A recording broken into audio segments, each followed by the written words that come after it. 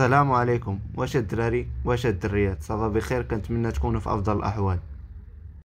الموضوع ديال اليوم كما شفتوا في صورة الغلاف هو كيفاش نقاد الباسبور ديالي المغربي، واشنو خاصني ندير، واشنو اهم الخطوات اللي خاصني نديرهم.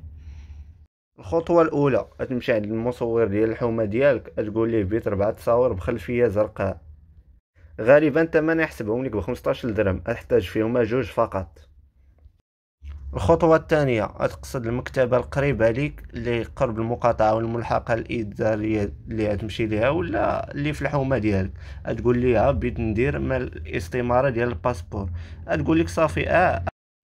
تعطيها 520 درهم، 20 درهم تاع الخدمة ديالها، و500 درهم ديال الطريفة ديال التمبر الإلكترونيك اللي غتشريه لك من باغ انترنت. وتعطيها أيضا لاكارت ناسيونال، دير لك ليها فوتوكوبي من الواجهتين بجوج. من بعد اطلب منك شي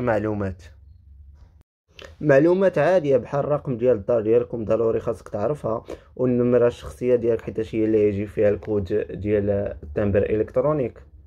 الاخيره هي تجمع كاع دوك الوثائق اللي قداتهم لك مولات المكتبه، اللي منهم جوج تصاور بخلفيه زرقاء، وفوتوكوبي جوج فوتوكوبي لاكارت ناسيونال من الواجهتين، والاستماره اللي قداتها لك اللي فيها المعلومات الشخصيه ديالك. اجمعهم كاملين في ملف، وتقصد مكتب الجوازات. شنو مكتب الجوازات؟ هو المقاطعة ولا الملحقة الإدارية اللي قريبة ليك.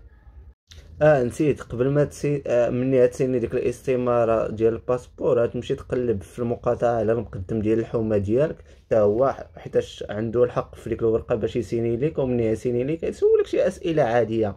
علاش بغيتي تقاد الباسبور؟ تسولو عادي سبونطاني سياحة. علاش اين دولة بغيتي تمشي ليها؟ قول لي ألمانيا، السويد، تركيا، المهم اللي يعجبك قولوا لي.